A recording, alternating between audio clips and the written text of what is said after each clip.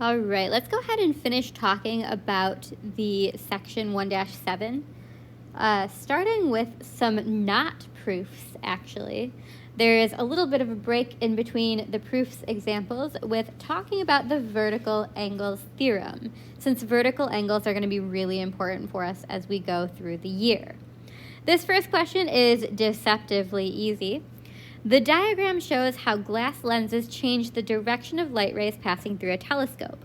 What is the value of x, the angle formed by the crossed outermost light rays through the focal point? So if we look at these two lines, they are intersecting lines. This side has an angle measure of 22 degrees, 11 plus 11. Since these are vertical angles, then x also has an angle measure of 22 degrees, or 11 plus 11. So 22 degrees is the answer to that one. Next, find the value of x and the measure of each labeled angle. We're really good at these. We know how to do them. Since those two angles are supposedly congruent, we can say this is 8x minus 20 equals 5x plus 37, and then we can solve the equation.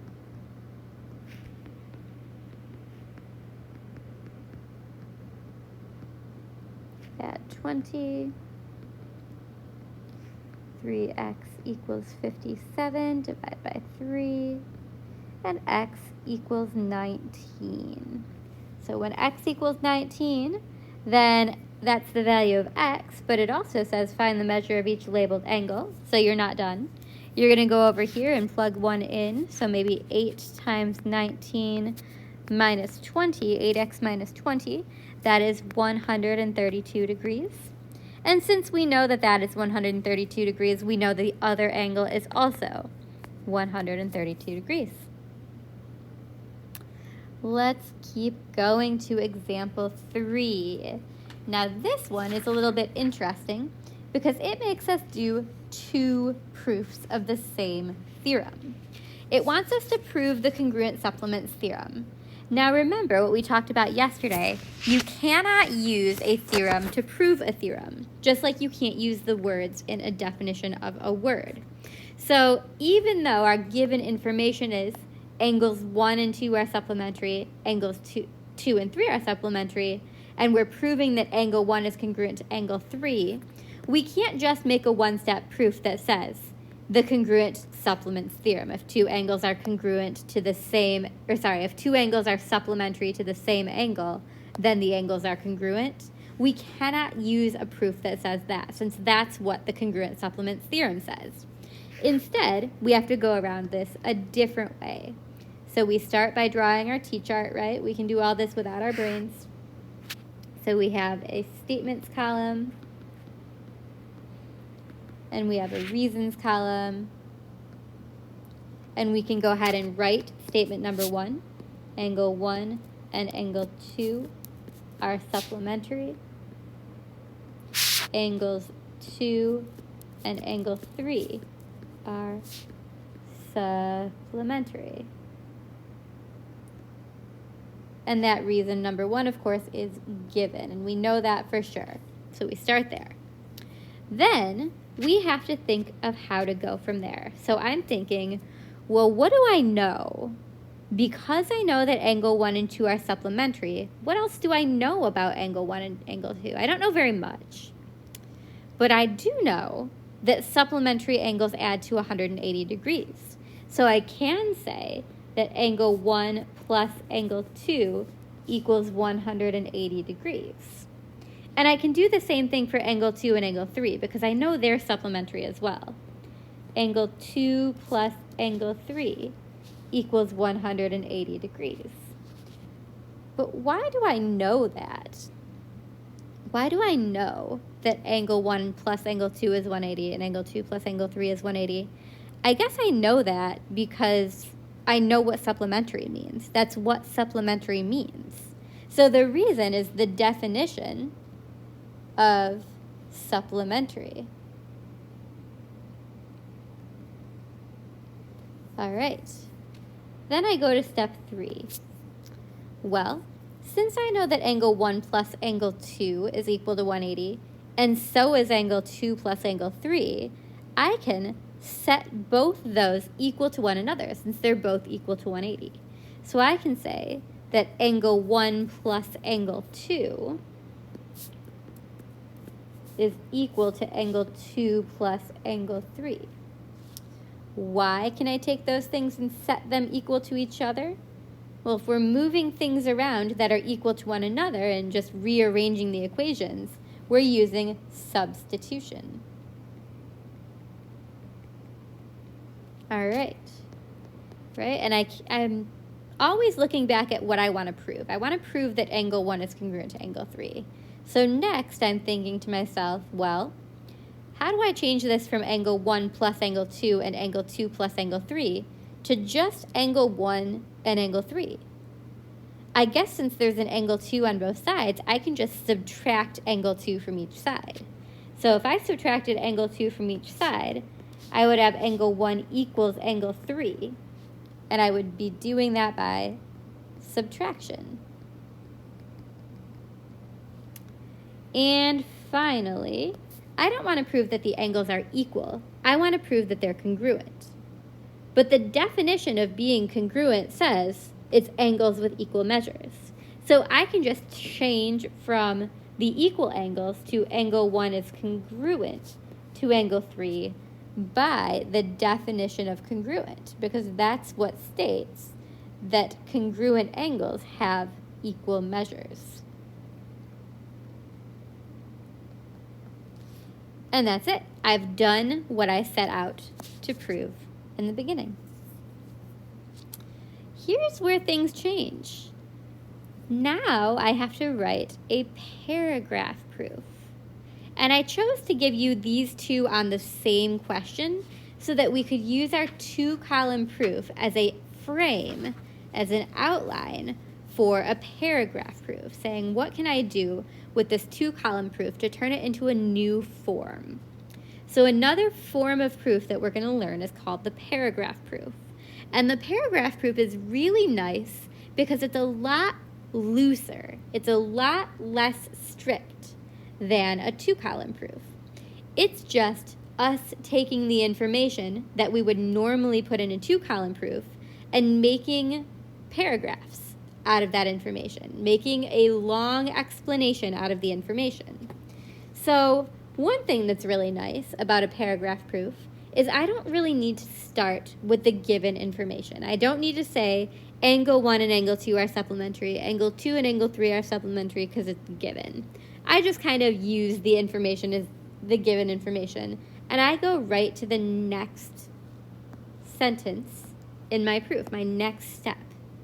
And all I need to do is write these statements and reasons in paragraph form. So I just need to make a sentence that sounds reasonable. I can write it in either order, statement first, then reason, or reason first, then statement. So maybe I'll say, by the definition of supplementary angles, the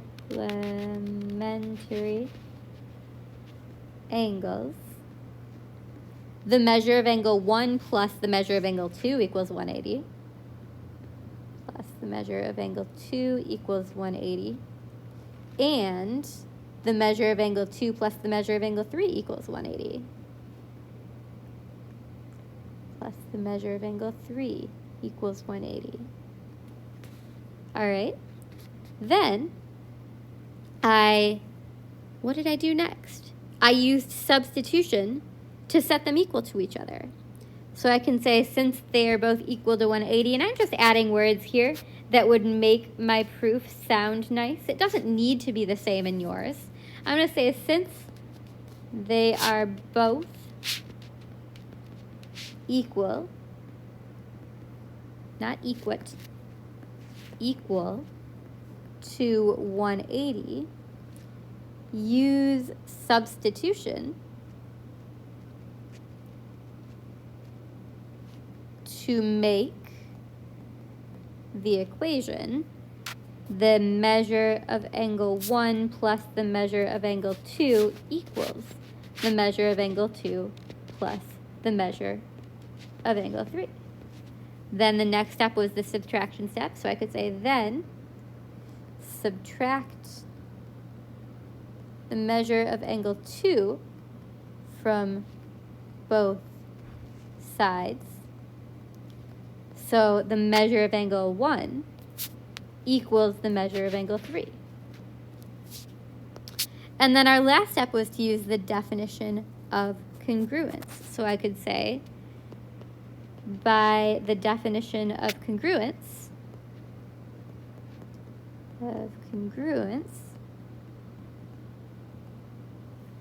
angle 1 is congruent to angle 3. I could also write out the definition of congruence. I could say, because the measures are the same, angle 1 is congruent to angle 3. And that would be another way I could write that. So not everybody's proofs have to be the same. There are infinitely many ways to make every proof, whether it's a 2-column proof or a paragraph proof. There are always lots of ways to make that proof. Let's keep going. We've got another proof. We actually have 2 more proofs to do today, just so that we can practice more ideas. So here, we're given some information. I'm just going to go ahead and write that down right away. And that they actually make our given 2 statements. We can make it 1 statement or 2 statements, but here we'll make it 2. So here we'll say the measure of angle 1 is equal to the measure of angle 2. That's given. And we also know the measure of angle 1 equals 105. That's also given. Since they have the same reason, you could put them in the same step, or you could make them 2 different steps. Then I need to find out what else that I know. If I know that the measure of angle 1 is equal to the measure of angle 2, and the measure of angle 1 is equal to 105, I can use substitution to say that the measure of angle 2 is equal to 105 as well. So that would be substitution. And I check and see what I'm trying to prove. I'm trying to prove that the measure of angle 3 is 75. Right now I know that the measure of angle 2 is 105. So the next thing that this curriculum did, and again, this is something you could use or not in a proof. I don't think I would mark you wrong if you didn't. But they wanted to mention that based on the diagram, angles 2 and angle 3 are a linear pair. So they wrote angle 2 and angle 3 are a linear pair. And they gave the reason as a definition of linear pair, since they're 2 angles that when you put them together, they make a straight line. So definition of linear pair. After that, and this is where I think I would maybe do this a little bit differently and combine statements 4 and 5 into one step, but they separated them. They then said, well, since I know angle 2 and angle 3 are a linear pair, I know that the measure of angle 2 plus the measure of angle 3 equals 180 degrees. And that's just a copy of the linear pairs theorem, where it says the measures of linear pairs add to 180. So that's the linear pairs theorem. Again, I might make these 2 things into 1 step, but they did it in 2 steps in your proof, so I'm leaving it like that so you can see an example like that. Then we've got number 6. So where do I go from here? Well, I know the measure of angle 2, so I can substitute it in. 105 plus the measure of angle 3 equals 180 degrees. I know that by substitution. Then all I'm doing is solving for angle 3. And I'm doing that by subtracting 105 from each side. So it tells me that the measure of angle 3 is equal to 180 minus 105, which is 75. And look, that's what I wanted to prove. I did that by subtraction. I subtracted 105 from each side. And there you go. You've got that proof of this next idea.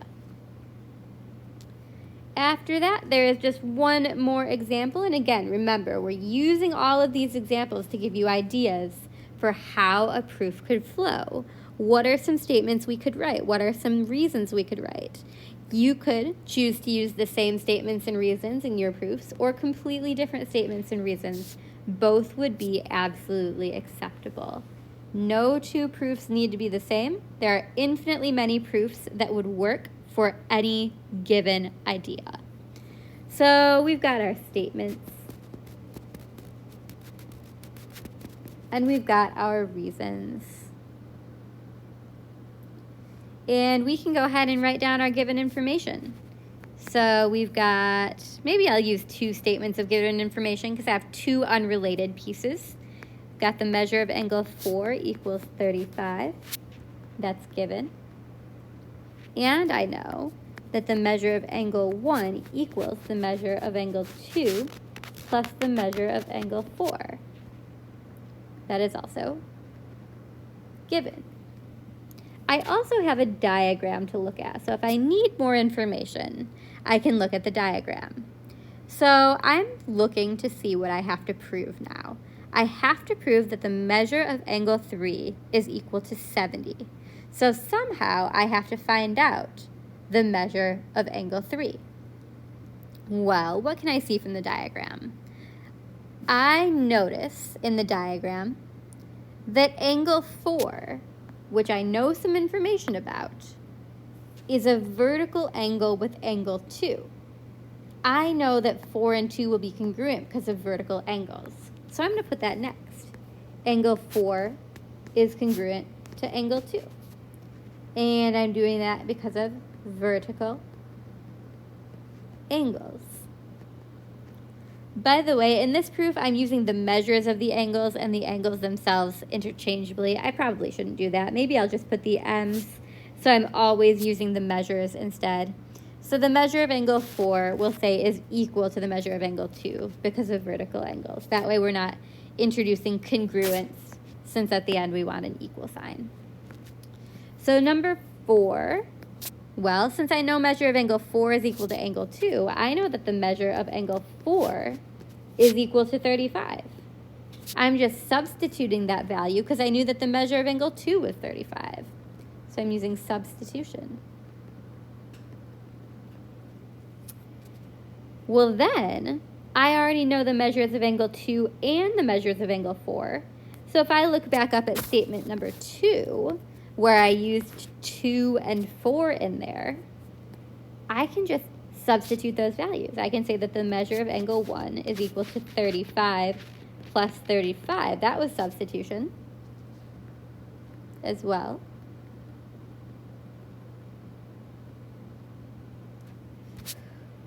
Well then, my brain has already done this part. It's added together the 35 and the 35.